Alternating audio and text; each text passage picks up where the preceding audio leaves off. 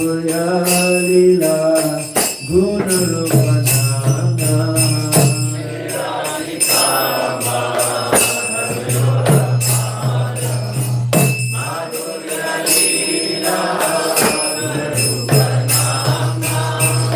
Pratikshana Dhanalurvasya Vande Guru Shri Charanarinda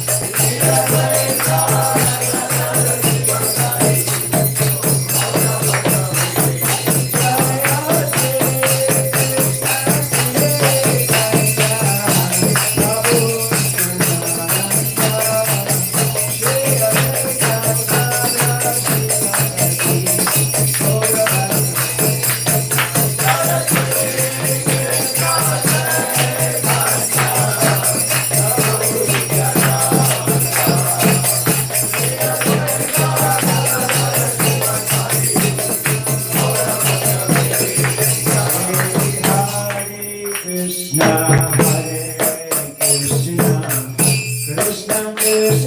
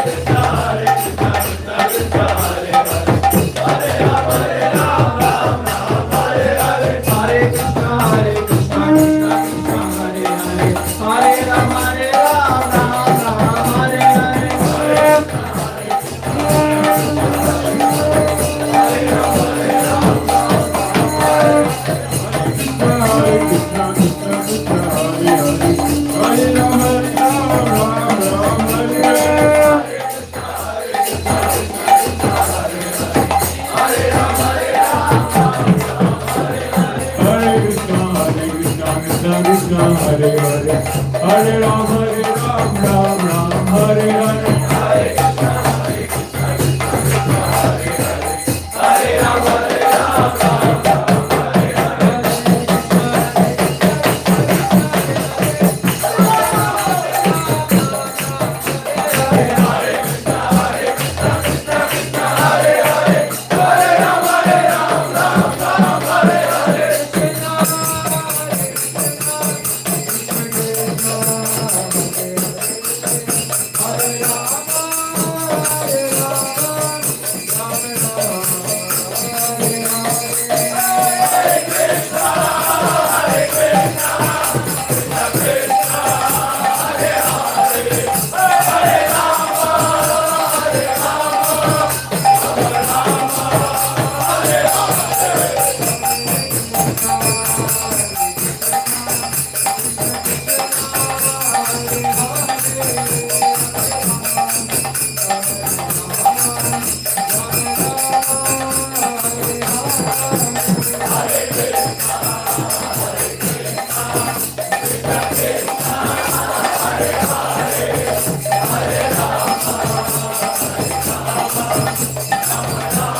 Hare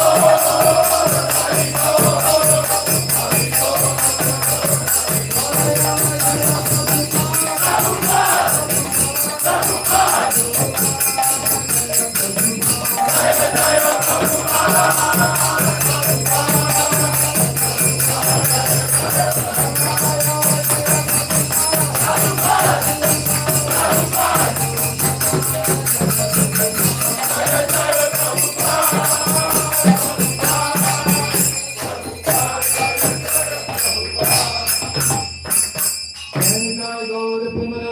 Hare Hare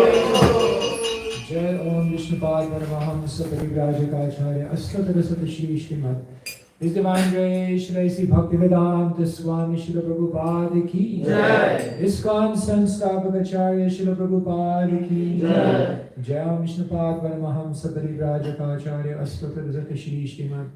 His Divine Grace, Srila Bhakti Siddhanta Saraswati Goswami Maharaj Prabhupada ki Jai. Ananta Koti Vaishnava Vrinda ki Jai. Namacharya Srila Haridas Thakur ki Jai.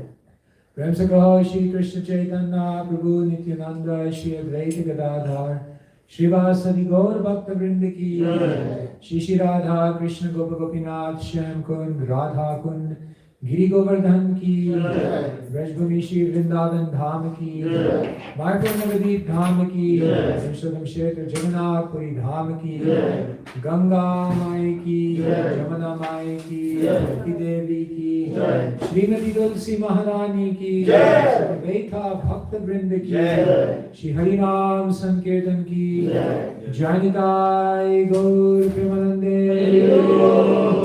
Glories to the Sambhuddha Krishna. Oh, glories to the Sambhuddha Krishna. Oh, glories to the Sambhuddha Krishna. Oh, glories to the lotus feet of Shri Shri Guru Gauranga. Srila Prabhupada ki Jai.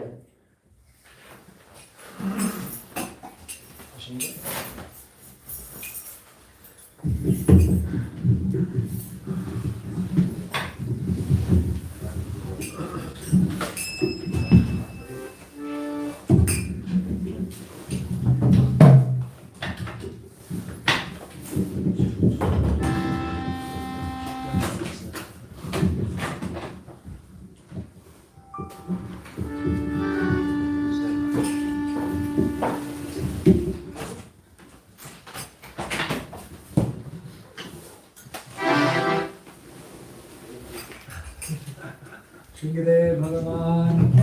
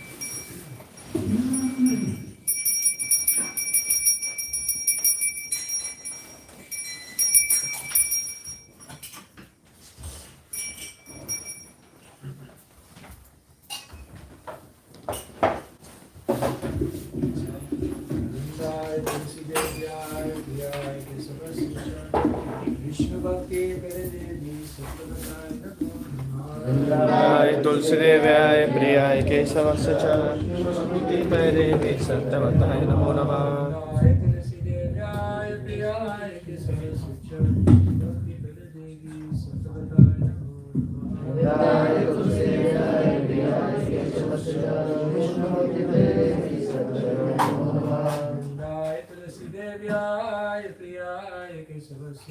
Vishnu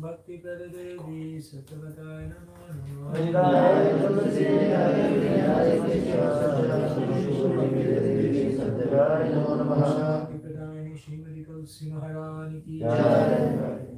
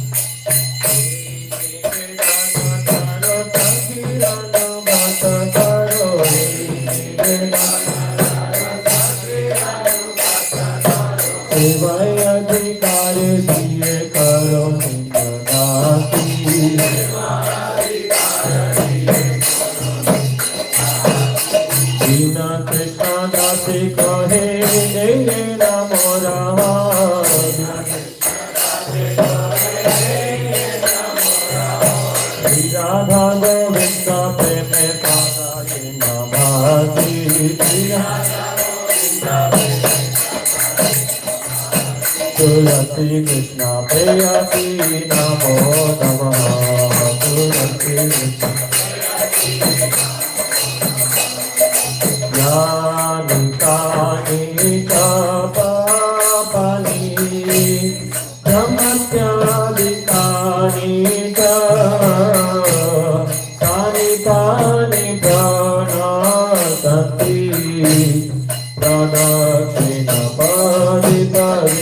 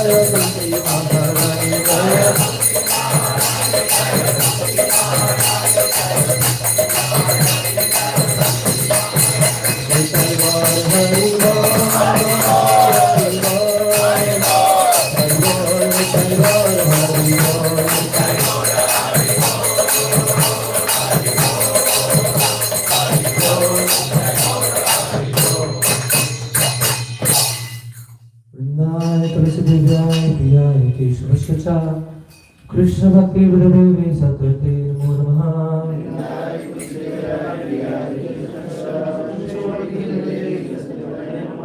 Vrindaye Tulsi Devyaye Priyaye Keshava Sacha Krishna Bhakti Vrindavi Satvate Namo Namaha.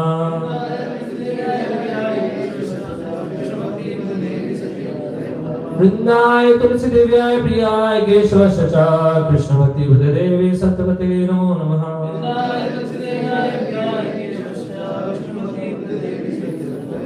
Krishna भक्ति विदायिनी विद्या देवी तुलसी महारानी की जय। गौर प्रेमानंद।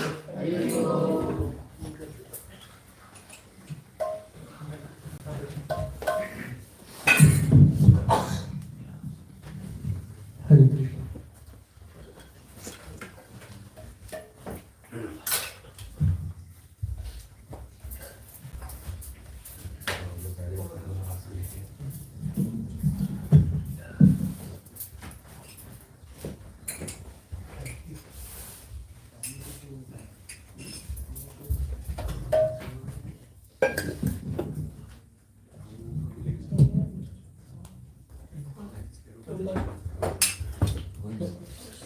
श्री गुरु चरण केवल भक्ति सन्मान्या। श्री गुरु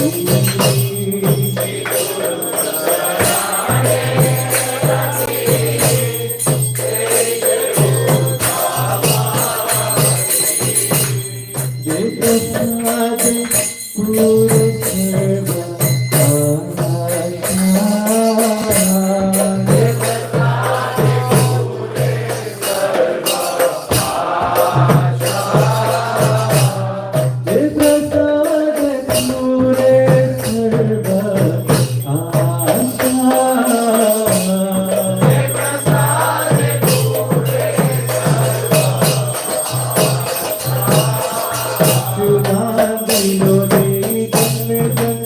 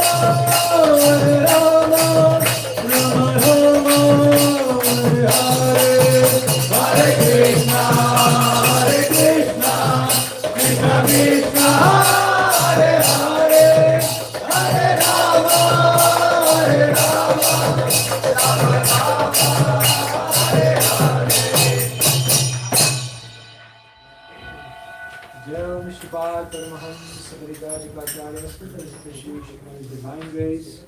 Shila Isi Bhaktivedanta Swami Shila Prabhupada ki Jai. Once and Stapakacharya Shila Prabhupada ki Jai. Jai Vishnupada Mahamsa Parivrajaka Shri Shriman. His Divine Grace Shila Bhakti Siddhanta Saraswati Goswami Maharaj Prabhupada ki Jai. Ananta Koti Vaishnava Vrinda ki Jai. Acharya Shila Haridas Thakur ki Jai. Kaho Shri Krishna Chaitanya Prabhu Nityananda Shri Advaita Gadadhar Shila Sri Gaur Bhakta Vrinda ki Jai. Shri Radha Krishna Gopa Gopinath Shyam Kund Radha Kund Giri Govardhan ki Jai. Vrajbhumi Shri Vrindavan Dham ki Jai. Mayapur Naradeep Dham ki Jai.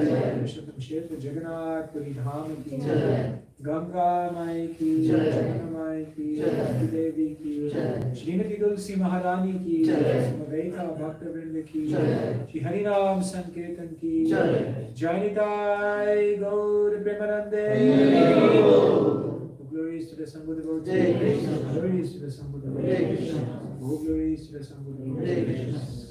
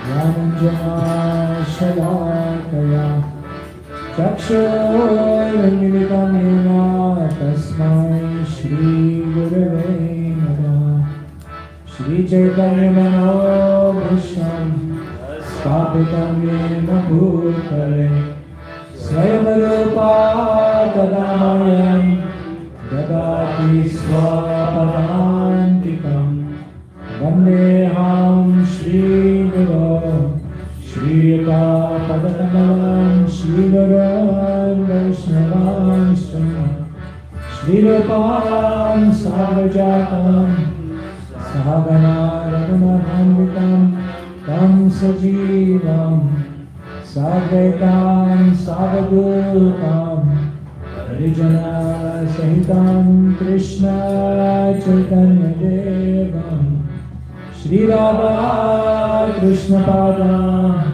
Sahagana Lalita Shri Shakhamritanscha He Krishna Karuna Sindhu Dinabandhu Jagatpate Gopesha Gopika Kanta Radha Kanta Namostute Taptakanchana Gaurangi Radhe Vrindavaneshwari Yeshavano Sute Devi Pranamami Hari Priya Vancha Kalpatarobhyascha Kripa Sindhubhyevacha Patitanam Bhavanebhyo Vaishnavebhyo Namo Namaha Shri Krishna Chaitanya Prabhu Nityananda Shri Advaita Gadadhara Shri Vasudeva Gaur Bhakta-vrinda Hare Krishna Krishna Krishna Hare Hare Hare Rama Hare Rama Rama Rama Hare Hare Om Namo Bhagavate Vasudevaya Om Namo Bhagavate Vasudevaya Om Namo Bhagavate Vasudevaya Om Namo Bhagavate Vasudevaya Om Namo Bhagavate Vasudevaya Om Namo Bhagavate Vasudevaya Om Namo Bhagavate Vasudevaya Om Namo Bhagavate Vasudevaya. Hare Krishna everyone, so thank you so much for coming this morning. Yesterday we talked about how Srimad Bhagavatam is the ultimate truth and how Jiva Goswami establishes that. And in the course of that conversation, we talked about the most evolved theology in the world and how the most evolved theology is the most beautiful, the most mind-blowing. So I'm going to try to show you today how amazing Rupa Goswami's writings are. This is just like, in English they say, the tip of the iceberg. But it will give you an understanding of how brilliant these writers were. But before we do that, I'll just summarize a little bit of what we talked about yesterday, and then I'll show you some of Rupa Goswami's incredible writings.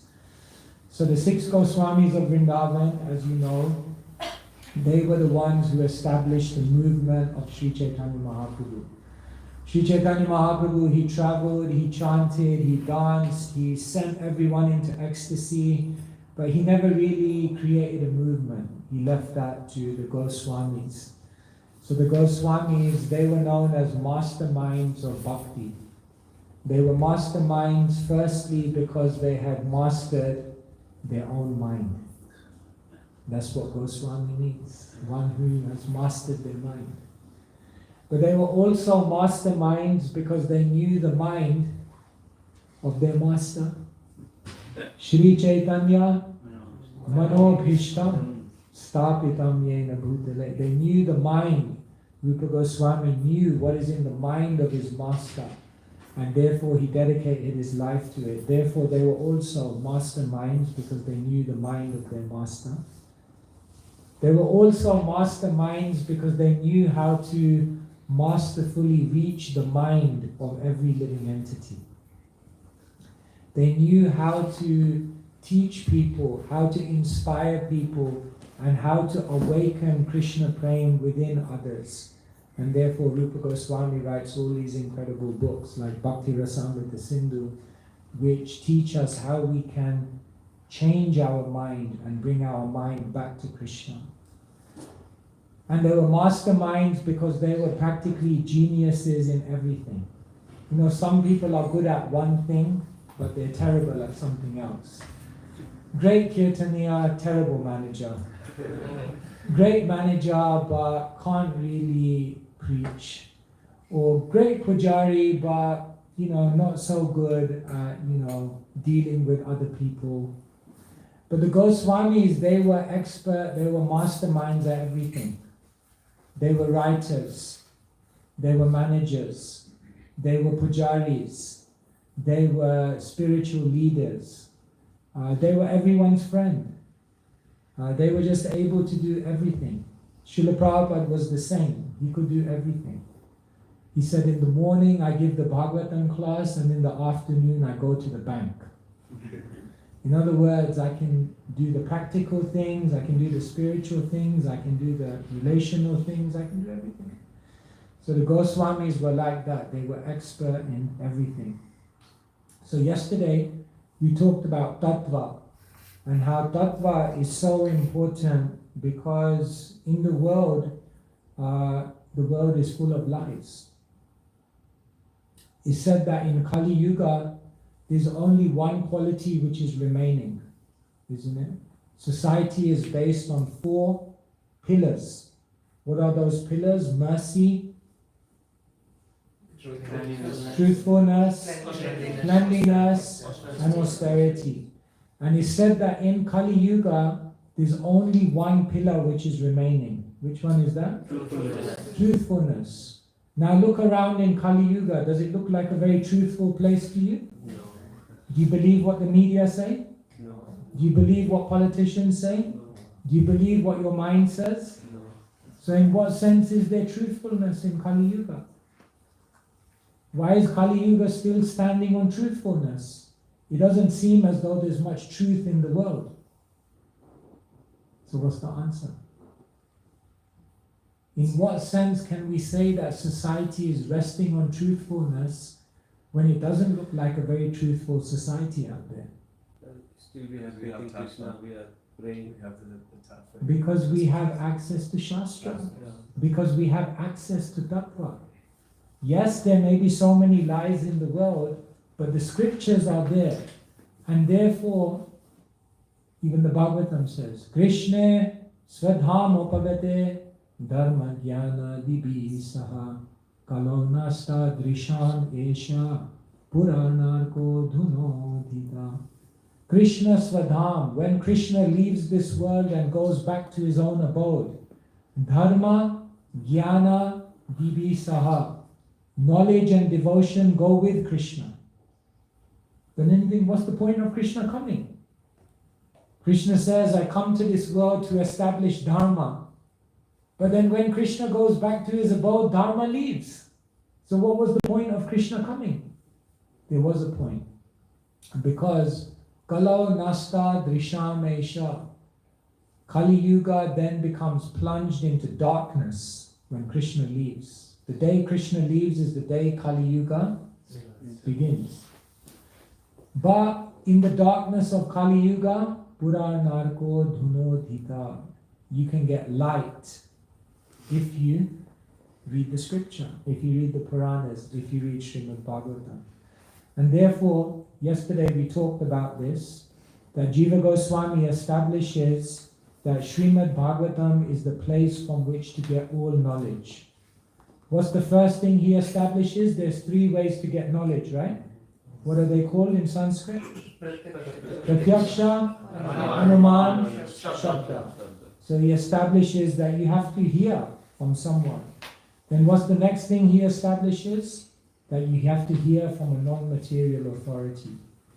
And then he says amongst that non-material authority, the Vedas is foremost, and in the Vedas there are many scriptures, but the Puranas are foremost. Amongst all the Puranas, the Sattvika Puranas are the foremost, and amongst the Sattvika Puranas, Srimad Bhagavatam is the foremost. So we talked about this yesterday, so I won't go through it again. So this is very, very important. Scripture is so important. This is why Srila Prabhupada put so much emphasis on book distribution.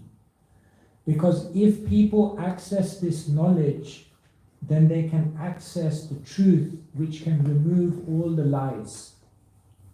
One time Srila Prabhupada, he was with Dhananjaya Prabhu, and he said, it's too late. So Dhananjaya Prabhu didn't understand what he meant. Prabhupada said, it's too late.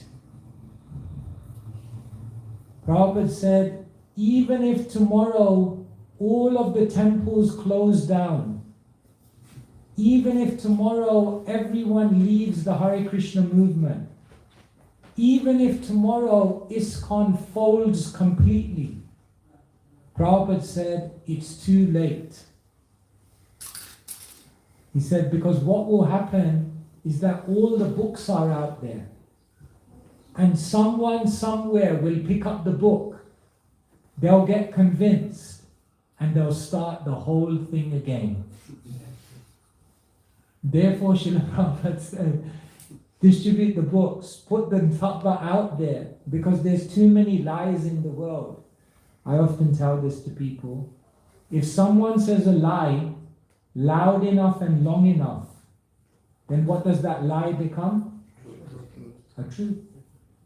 And if enough people accept that so-called truth, then what does that truth become? A culture. And if that culture perpetuates from one generation to the next, what does it become? A tradition. And then what happens is people are born into a tradition which is based on a so-called culture, which is based on a so-called truth, that's actually a lie.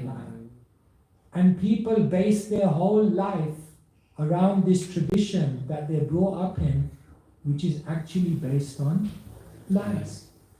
So whether you know it or not, when you were growing up, when all of us were growing up, we were told all of these lies about life. And most people have no idea that these are lies.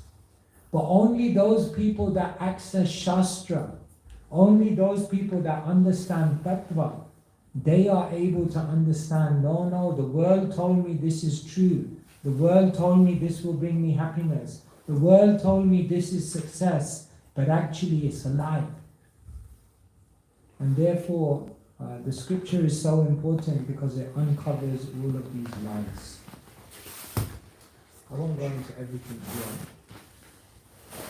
So here, just as I was mentioning, Kali Yuga is based on truthfulness because the scriptures are there. Therefore, these are the Goswamis, and what they did is they wrote many, many books. I was explaining yesterday that Jiva Goswami was one of the most prolific authors. For all of the Goswamis, they wrote many, many different types of books. They wrote books on philosophy. So for example, yesterday I mentioned Jiva Goswami writes the Satsang Darbhas, which is the systematic philosophy of Gaudiya Vaishnavism. But they also wrote commentaries. For example, Sanatana Goswami writes about Krishna's pastimes in a book called Vaishnava Doshani. Or Jiva Goswami writes about Krishna's pastimes in a book called Gopal Champu. And what they begin to reveal is things that are happening in Krishna's pastimes that you don't even read about in the Bhagavatam. You think, how do they know what Krishna is saying to Srimati Radharani? Jiva Goswami is writing in his commentary, hidden conversations between Krishna and Srimati Radharani. You think, how does he know what they're saying? He wasn't there. But the point is, he is there. Because Krishna's pastimes are eternally being enacted within the hearts of the devotees. And therefore, they can actually visualize everything that is going on in the spiritual world. they're actually witnessing it within their own hearts. And therefore they write commentaries on Krishna's pastimes and give us extra details about everything that's happening. The Goswamis also write what we call Rasa Shastra. Everyone in the world is trying to experience rasa. Rasa means a taste. Rasa means an experience, a mellow. Rasa means relationship. Therefore, everyone in the world is trying to taste rasa, but they're trying to taste rasa in the wrong place. And therefore, the Goswamis, they write books explaining to us where we can actually get rasa from. They also write manuals and guidebooks. For example, Jiva Goswami writes a book, Harinam Amrita Vyakarana, in which he explains how to learn Sanskrit, grammar, and all the entire Sanskrit language. But just by reading the book, you also learn the whole philosophy of Krishna consciousness at the same time. So they write manuals, they write guidebooks. They also write poetry, and they write songs. For example, Raghunath Das Goswami, he writes a whole book in poetic format just about one of Krishna's pastimes. So for example, he writes a book, Mukta Charita. And in this book, it's a whole book which is about one pastime of Krishna, where one day Krishna planted pearls in the courtyard of Nanda Maharaj, and those pearls came out into trees of pearls. So he writes a whole book in poetry about that pastime. And then they write pastimes and stories and other things. So here you can see this is Jiva Goswami's writing. Kaviraj Goswami says in Chaitanya Charitamrita that Jiva Goswami, his writing, his handwriting was like rows of pearls. So this is, they were just writing on palm leaves. If you make a mistake, you can't cross it out. It has to be perfect. Jiva Goswami has said in the Bhakti Ratnakar, you know how much of a genius writer he was? He would write on the palm leaf, and he would write so fast because his stream of thought was so fast. So he would write down on the front of the palm leaf. But then when he wanted to carry on the thought, he had to turn the palm leaf over to carry on, but the ink was still wet. But his mind, so many ideas were coming. So you know how Jiva Goswami would write? He would write page 1, then he would write page number 3. And by the time he wrote page number 3, page number 1 was dry, so he turned it around and then he wrote page number 2. This is how much of a genius writer he was. So Jiva Goswami, we can't understand how amazing these writers are. So yesterday I was explaining that what they revealed to the world was the most advanced theology in the world. And yesterday I was explaining that the most advanced theology is the most beautiful. It's the most mind-blowing. So I'm going to show you something today. Have any of you heard of Chitra Kavitvani? Okay. Yesterday. So Chitra means a picture, but Chitra also means something amazing. So there's a book that Rupa Goswami wrote called Stava Mala. There are different Sanskrit words for prayers. So stava is stuti, stava, like these are different words for prayers. So he writes a book called Stava Mala, which is a book of different prayers. But the first, I think 12 verses of the Stava Mala are called Chitra Kavitvani. And what Rupa Goswami does is in a very, very beautiful way, in a very, very poetic, artistic way, he reveals the philosophy of Krishna consciousness. So you want to see some of those verses? Yes. Okay. So the first verse is that Rupa Goswami is known as Rasacharya. because he's the teacher who taught us how to experience rasa. So Rupa Goswami wanted to write a verse about rasa. So in the Chitra Kavitvani, he writes a verse about rasa. But you know the amazing thing is in the verse where he wants to talk about rasa, he only uses 2 consonants. Ra, sa. So he writes a whole verse about rasa and he only uses 2 consonants. Ra, sa. Wanna see?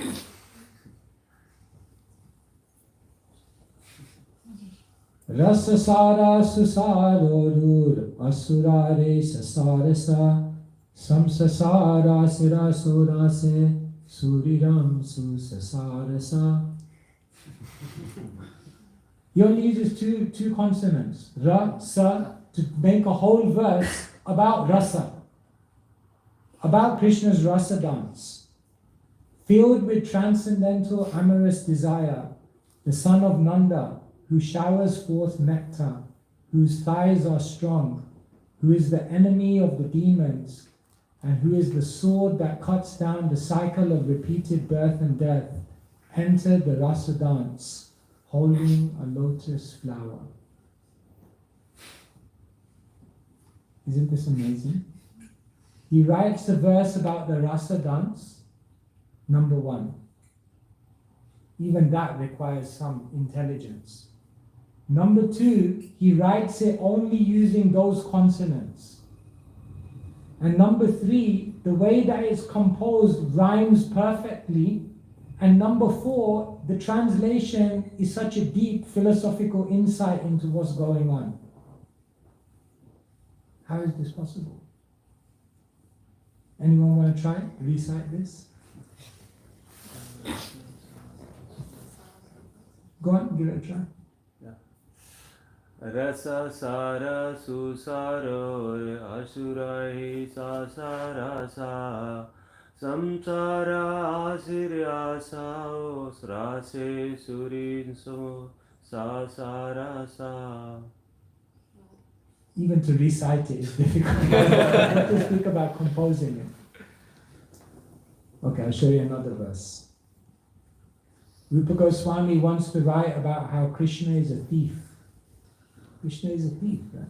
He steals the clothes of the gopis, he steals the butter, he steals the mind of all the devotees.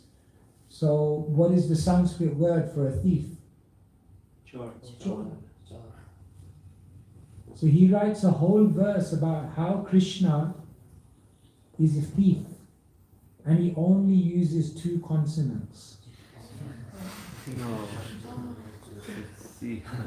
Char choru rochiru chora ruchiro ram chacharache chora charo chira chiram ruchacharu ruchucharat. Acting like a thief, the broad-chested son of Nanda, the most handsome person in the world, quickly stole the gopis' garments. He was attractive because of his splendor, and his beauty was enhanced by the sandal paste adorning him. It requires some transcendental intelligence.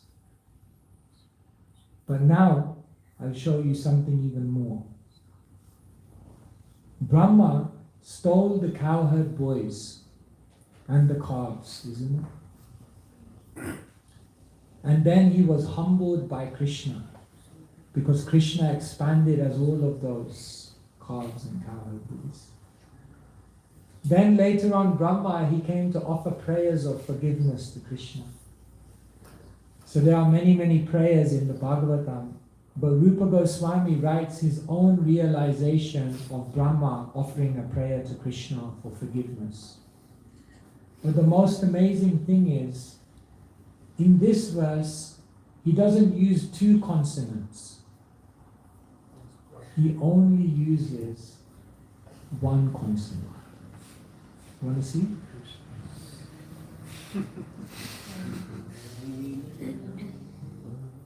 Nino nano nanam nunam nano nano nano nuni Nane nanam ninon nenam nano nana nano nano. Go on, Sundar, give it a try. Nino nano nanam nunam nanu no nanu no nuni nani nanum nanum nenum nanum nano no nanu. Did not the many-headed Lord Brahma, who empowers the various demigods, offer prayers with tears streaming down his face, trying to pacify Lord Krishna, the killer of Shakatasura? It's amazing.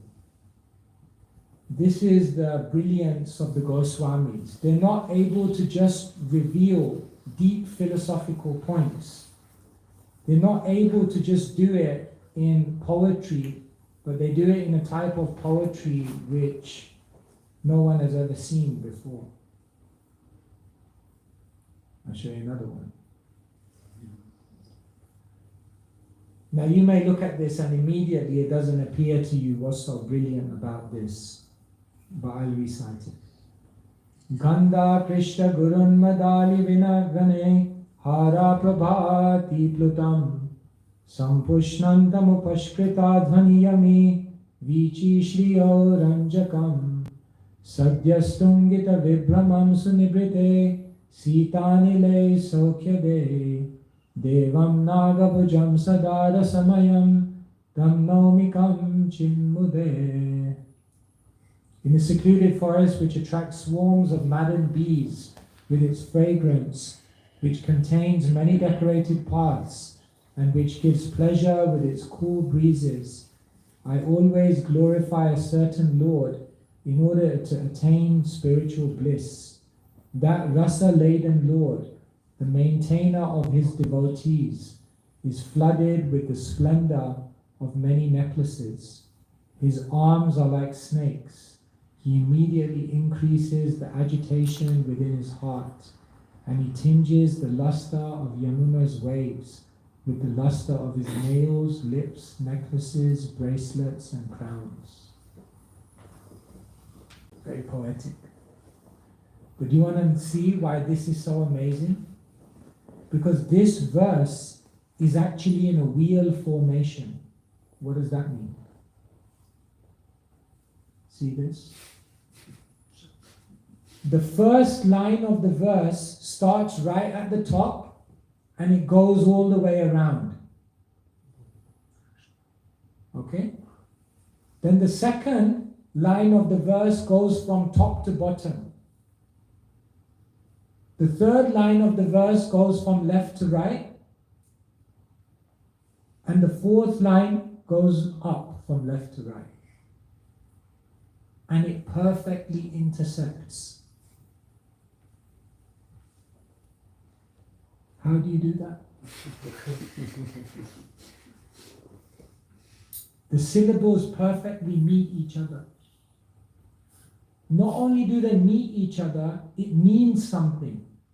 Not only does it mean something, it's revealing the most transcendental reality. But there's something even more. Later on, when they studied this, they revealed, they were able to detect that Rupa Goswami also did something secret within this. You know, when someone draws a picture, then what they will do is they'll put their signature. So what Rupa Goswami also does within this formation is he writes a hidden signature. And the hidden signature is this. Krishna Stuti Raso Rupa Virachita. This prayer to Krishna was composed by Rupa. Can you see? Not only does this verse fit together perfectly, all the syllables meet, but then what there is there's actually a hidden signature in there saying that this prayer was composed by Rupa Goswami. And it all fits perfectly. This is Chitra Kavitvani. It's completely mind-blowing. I'll show you more. Look at this verse and tell me what you can see is amazing about this verse.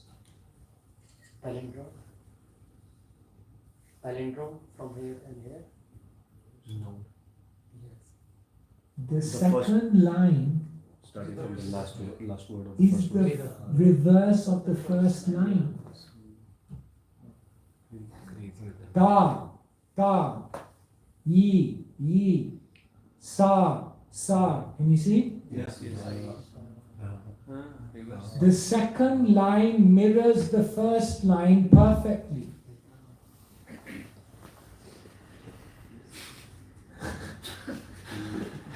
Kai sara dhara dhara bhayata madarahiha hari damataya bhati radha radha rasayita. The presiding deity of the rasa dance with the gopis appears splendid, being adorned with a charming garland. His beauty is enhanced by his holding of Govardhan hill, which is increasing in size due to the great ecstasy it feels from his touch. That handsome deity, the killer of his arrogant enemies, relished the sweet rasa from Radha's worship. Sometimes the acharyas, what they do is they write a book, and if you read it forward, it tells you Krishna's pastimes. And if you read it backwards, it will tell you Ram's pastimes. How is it possible? There's transcendental intelligence. Therefore, we can understand these were very, very empowered individuals. Dual direction. Many verses are there like this. Here's another one. Have you ever seen a cow urinate? Yes. When the urine goes down, when the urine trickles, isn't it? Like this. So therefore, Rupa Goswami also writes a verse in a cow urine formation. Samala rangera mesta fulasara mudaitita Shramani radhara tushta balavira sadevata. Why is this cow urine formation? Because every second syllable of the first line and the second line matches each other. Therefore it's like this. See? Samale rangera mesta fulasara mudaitita Shramani radhara tushta balavi rasa devata. Don't try this at home. Don't try this at home. Trying to create this kind of. This is amazing. And it means something. It means something so deep. I'll show you one final one. Let's go. Sarvato Bhadra. Bhadra means? Auspicious. Auspicious. Sarvato means? Or Sarva means all. Sarvato Bhadra means this is auspicious in all directions. Why? Looks like a pretty normal verse. Rasavaha havasara salala sasalalasa balarama maralava hasamada damasaha. Well, seems pretty standard, nice verse. What's so special about it? Because this verse, you can read it in all directions. If you read it from left to right, left to right, left to right, all the way down, then the verse comes. If you read it from up to down, and then left to right, the verse comes.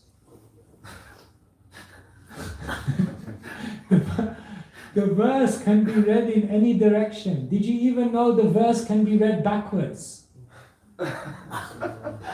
You can read it from right to left also. You can read it left to right, down.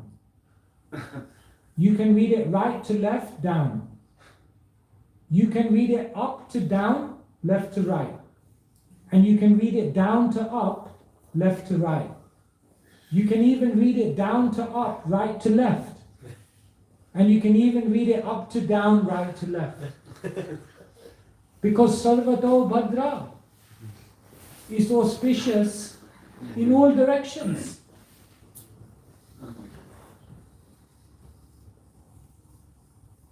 Dear friends, these are the masterminds of Bhakti. These are not ordinary personalities. They were able to reveal the most profound knowledge in the most beautiful way. And therefore, this can only be done through empowerment, no other way. And how were they empowered? Because Sri Chaitanya Mahaprabhu empowered them with all understanding, with all knowledge, because they were humble, because they had no ego, no pride, no envy, no arrogance, because they had no other desire save and except to serve and help others, because they had no other agenda than to bring others to Krishna. Therefore, Sri Chaitanya Mahaprabhu empowered them in the most incredible ways. And therefore, sometimes when we just take some time to look at all of these things and understand, then we realize, my God, we are connected. By some inconceivable fortune, we're connected to the most incredible personalities in existence. Because these Goswamis, they were the most amazing personalities in the universe. And therefore, today, I just wanted to share some of that. Hare Krishna. Hare Krishna. So there's more verses, but anyway, time is gone. So we have some minutes. Does anyone have any questions? Or yes. Maharaj, who deciphered this? Are there like more commentaries or on Chitraktavitwani and was able to So Baladev Vidya Bhusan, actually what Baladev Vidya Bhusan did is he looked at many of these verses and then he actually decoded. It's one thing to write it, but it takes another mastermind to unravel the whole thing. Like for example, this secret signature. Like you have to also be like a mastermind to figure it out, to even detect something like that. Because Rupa Goswami also doesn't say like, this is the verse I wrote, by the way, here are all the footnotes, and here is the... He doesn't, they're humble. They just write out of empowerment of their heart. But then another great soul comes and shows. So yes, Baladev Vidya Bhusan was the person who actually came and revealed many of these things.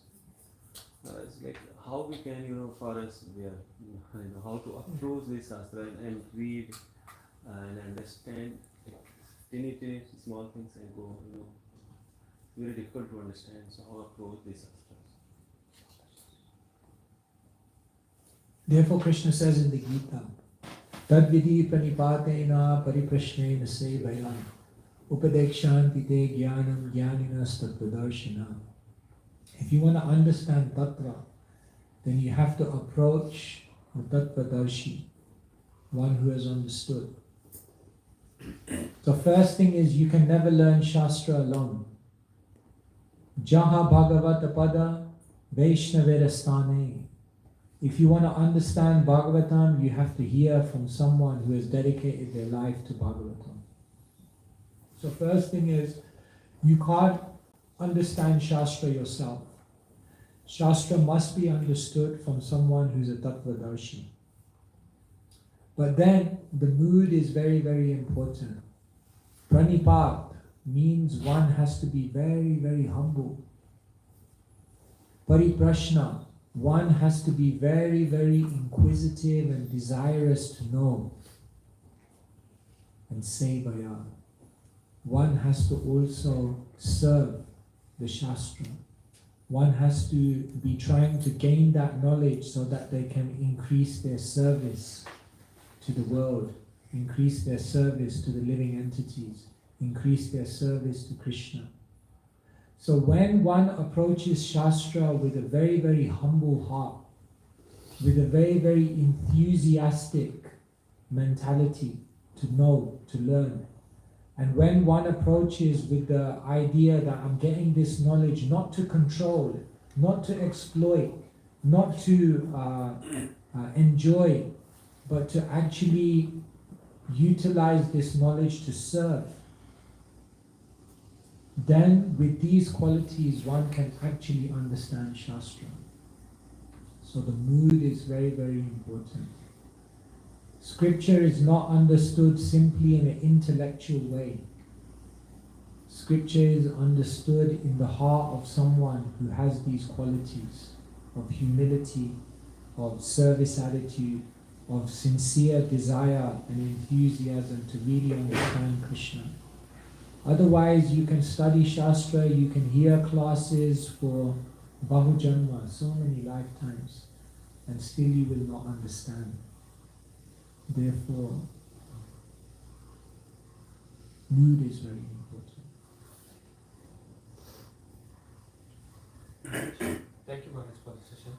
Maharaj, as you said in these days, even in previous lectures, that our mood and our behavior and mindset is really important, be it living in this world or studying the Shastra. So, that being really important, how can we develop them in our day-to-day life? Obviously, with devotees association we can, but we won't be able to get devotees association all the time, like like this. So we also have to deal with others, which is fine. We can have the right mindset, but how to have those qualities, because we are fighting with our anarthas as well. So we have so less kind of time in this life. So I was thinking how to do it. So how do you develop the good Vaishnava qualities?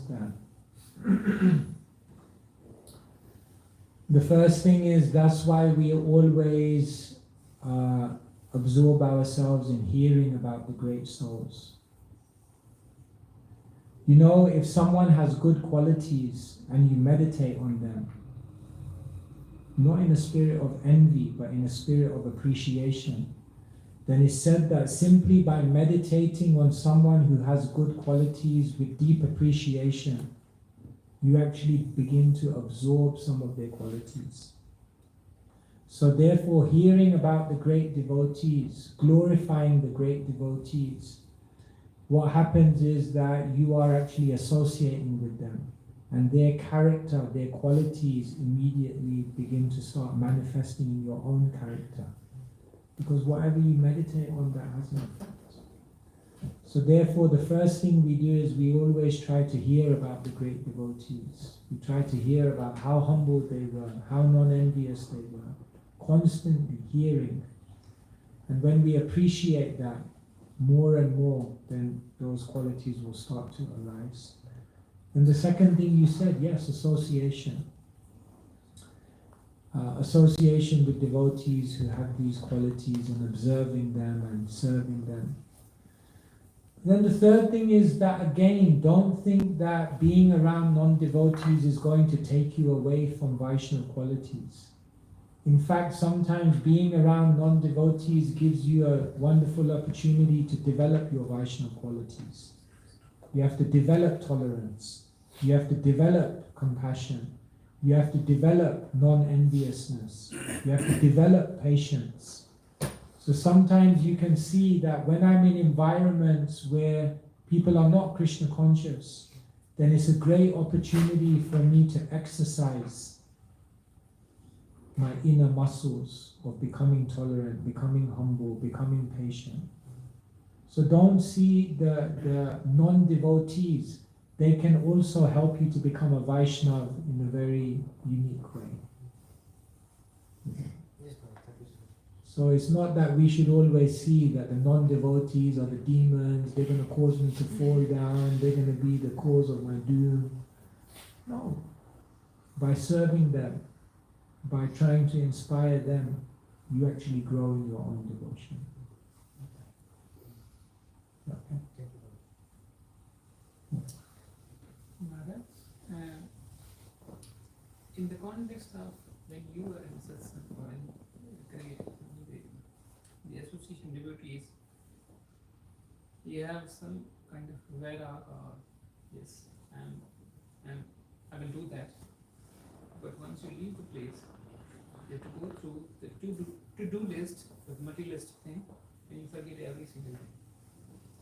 How to maintain that level of enthusiasm to being devoted to Krishna consciousness in your day-to-day life?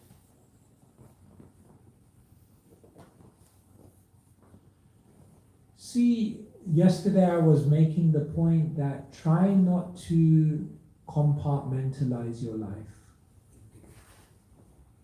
Now I'm in the temple, this is my Krishna conscious time, now I have to go out and do all these material things and I just can't wait to get back to the temple so I can be spiritual. No. Krishna says, Yo mam pashyati sarvatra sarvam cha mai pasyati tasyaham na pranashyami sachame na pranashyati. For one who sees me everywhere and sees everything in me, I am never lost, nor is he ever lost to me.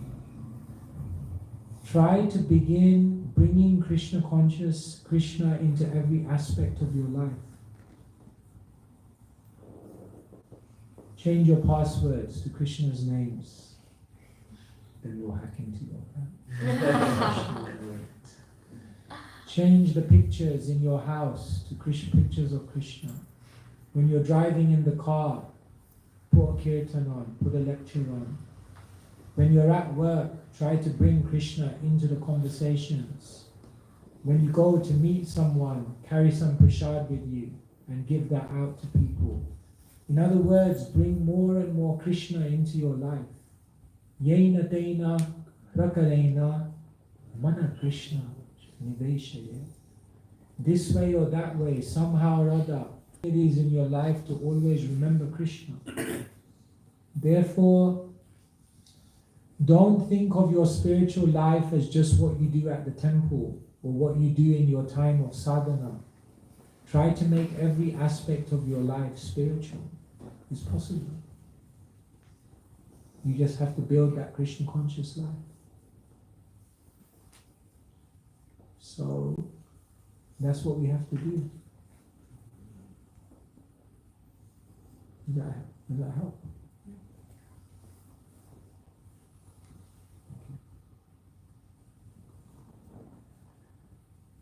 Okay. Yes. Keshava, thank you very much for coming to Dublin. Maharaj, what instruction would you like to give to Hare Krishna, Dublin Hare Krishna community? Instruction. Much.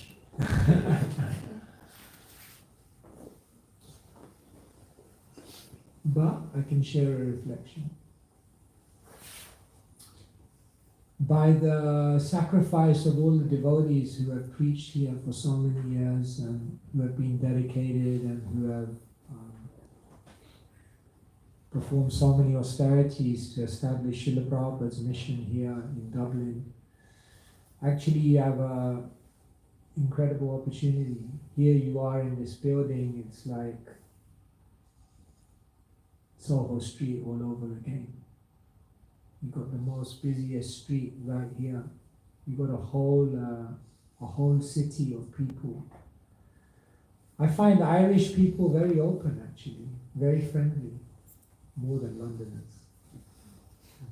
Very open. Young people, there's a huge university here, cosmopolitan. And you're right here, you have a restaurant, so many people will be attracted to come. It's a non-threatening way to introduce people. So actually you have an incredible base for preaching. I can't think of many places in the world which have this kind of opportunity. I also feel like, sometimes as an outsider coming in, I can maybe see things that maybe you may not see because you're always here. But what I do see amongst your community is an incredible friendship, incredible energy amongst all of you. You're just joyful, you're friendly with each other, you actually like each other. And that's actually the most beautiful thing, because everyone is actually looking for friendship, everyone is looking for community. So if you continue in that spirit of just being very, very friendly, very, very kind with each other and developing such a warm family, so many people will want to come just because of that. One thing we have to work on, not just in Dublin, but all around, is we have to work on making Krishna consciousness relevant for people from all backgrounds. Srila Prabhupada's speciality was that he came and he made Krishna consciousness accessible to people who knew about the culture and to people who knew nothing about the culture. So our temples, our programs, our presentation of Krishna consciousness should be inspiring and should be something that interests people from all backgrounds. And so we should think deeply about that. How can we create our temple? How can we create our programs in such a way that everyone will be interested to come? Because Srila Prabhupada built a house in which the whole world can live. And so we have to make our house here inviting and understandable to people from all backgrounds. So I would say that's definitely something we can work on. Otherwise, yeah. So we were hearing that potentially in the future you may have some land just outside of Dublin. We're praying that happens. That would be incredible. That would be such a beautiful offering. Just like you have the manor, and you have Soho, so you'll have this place, and then you'll have a beautiful place somewhere else where, you know, there's more space, there's more room, people can be trained in Krishna consciousness, community. So yeah, if you're in Dublin and you ended up here, it's not by chance. Don't think that you just ended up here by some random decision that you made. No, Krishna is in your heart. Krishna guided you here to Dublin, number one, because it was good for you. It was good for your spiritual life to be here. And number two, Krishna guided you here to Dublin because it's an opportunity for you to serve. So if you can't stay in Dublin, no need to go back anywhere else. Stay here. Develop Krishna consciousness, develop this part of Srila Prabhupada's movement. We are very small, but by Srila Prabhupada's unlimited grace, we get the opportunity to say, there's a small part of Prabhupada's movement, and I'm going to try and take care of that. And so take it as your responsibility. Sometimes we always think someone else will do it. And I'll help out, but someone else will do it. No. Take it as your responsibility. I'm going to take some part of Prabhupada's movement, and I'm going to take responsibility for it. And I'm going to try and make it what it can and should be. And so, take Dublin. It's not one person's duty. It's everyone's duty. And all of you, if you take it, you have such a wonderful energy amongst yourselves. You can spread Krishna consciousness faster than you can imagine by Srila Prabhupada's grace. So yeah, I would say it's a great opportunity, and we're very, very fortunate.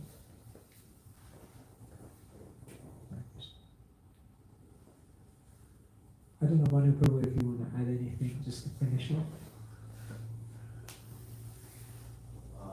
Manu Prabhu is our stalwart here based on so many of his sacrifices and commitment, and just such a non-envious Vaishnava. very rare. And I think we're all fortunate to have Manu Prabhu here, and we're here because of your sacrifices and the devotees of your generation. So thank you, and please guide us. What can we do to serve? Just keep coming here. That's a great opportunity, because I just feel that the one thing that I just constantly try to find somewhere, and that is examples of humility, and because you just explained it there, that seems to be that currency which attracts the great souls like Rupa Goswami, all those coming from Lord Chaitanya. So I'm really happy that you came. that would be our guiding principle, so that we can make rapid advancement and allow more and more people to become, to participate. And I think that's a very nice formula that you're presenting there with the Bhakti school, that it's very clear and systematic, and it's great to be able to present that. So I think we have some amazing devotees here, and intelligent, amazing devotees who could definitely take this up and actually spread far and wide. Trinity College is just down the road. It's all the so-called intelligentsia in the world of Ireland are supposed to be there, or UCD or some of the other colleges.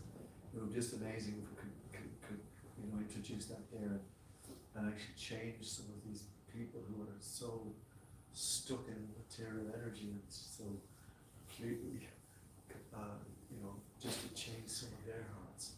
That would be incredible. I definitely feel that kind of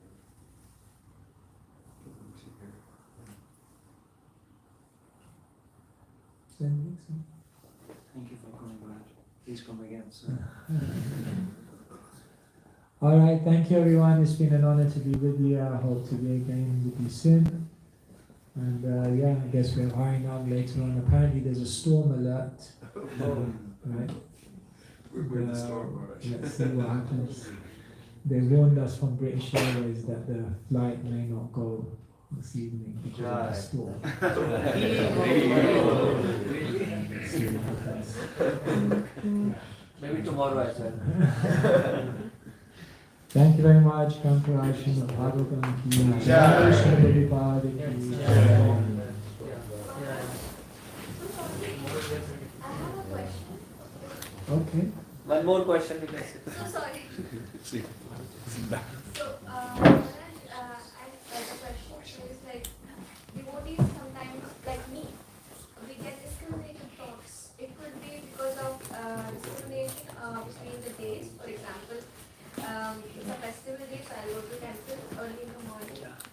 Also, Maharaj is come, so I'll go in the morning. But other days, we don't get, like, I'm not able to get that. And the other discrimination is between devotees. Like, he's a different disciple. He's aspiring from someone else. That discrimination. In devotees as well as he's a new devotee, he's a very old devotee. The next level up is like then we start comparing or discriminating among managers. Like, for example, if there's temple, some important people, if we will compare them, and wherever we are coming from, we compare them from that place. Like, over there the manager was like that, over there the person was like that. So it's different. We are not able to accept that.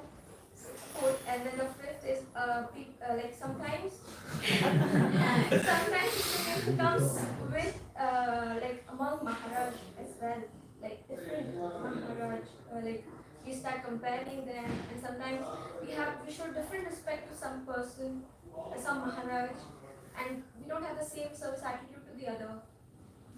It could be because of it's Maya, of course, but even we are not so fortunate to have such kind of a memory, but it comes and it's an offense. I don't know, I'm just asking.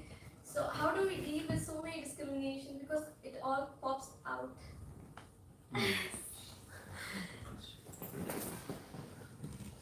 Once Srila Prabhupada, he said to one disciple, my mystic ability was that I brought the whole spiritual world into the material world by creating these temples. He said, your mystic ability is you brought the material world back into that spiritual world.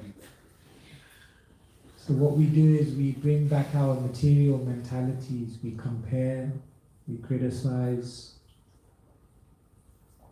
The first problem with comparison is that everyone is different, and that difference is beautiful. In the spiritual world, everyone is different. Everyone has a different personality, and Krishna enjoys that rasa with different individuals. So every single person, every single devotee, every single Swami, every single preacher, they have their own personality. They express Krishna consciousness in their own way, and they please Krishna through their own unique personality. And so a devotee should become sadagrahi. Sadagrahi means we grasp the essence. We try to see, yes, this devotee has a different personality to me, but can I see the heart? Can I see their enthusiasm? Can I see their inspiration? Let me not just judge them on the externals, but let me try to see the deeper heart behind each devotee. Yeah, I don't like the way that devotee sings. They sing tunes I can never follow. But can I see their enthusiasm when they sing? Can I see their devotion? Can I see how they're trying to offer their heart to Krishna? Maybe I can become more impressed about that than the tune. So what we have to try to see is the heart of the devotee. Yes, there are different managers. They manage in different ways. We always have a tendency to think that the past or what we were doing before was better. But when we were in the past and when we were doing those things, we didn't think it was actually that good. But our mind always tells us, oh, that was much better. It was always good. It will never be like that again. But tomorrow, if you would go back to that time, if you would be surrounded by those people, you'd probably find issues in those people at that time anyway. So therefore, Prabhupada said there's no good old days in Krishna consciousness. There's only good days. You have the opportunity to see beauty in the here and now. So try to focus on that. And yes, we are in a temple. Everyone's so different.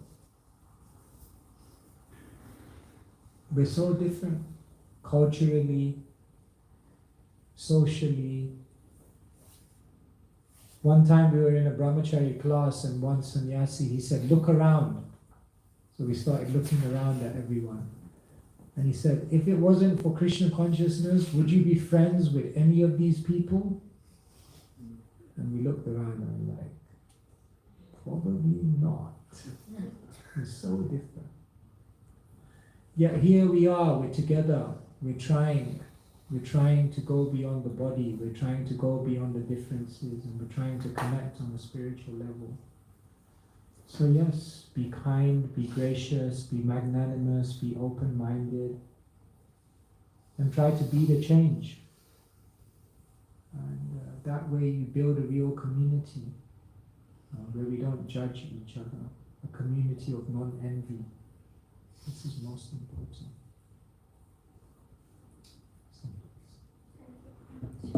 All right, thank you much everyone. Hare Krishna.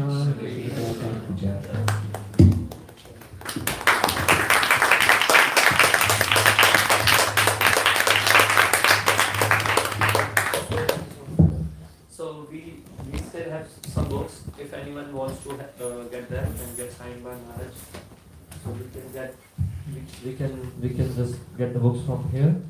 We can get signed by Maharaj before Maharaj leaves for London back. Hare Krishna. Anyone wants to next?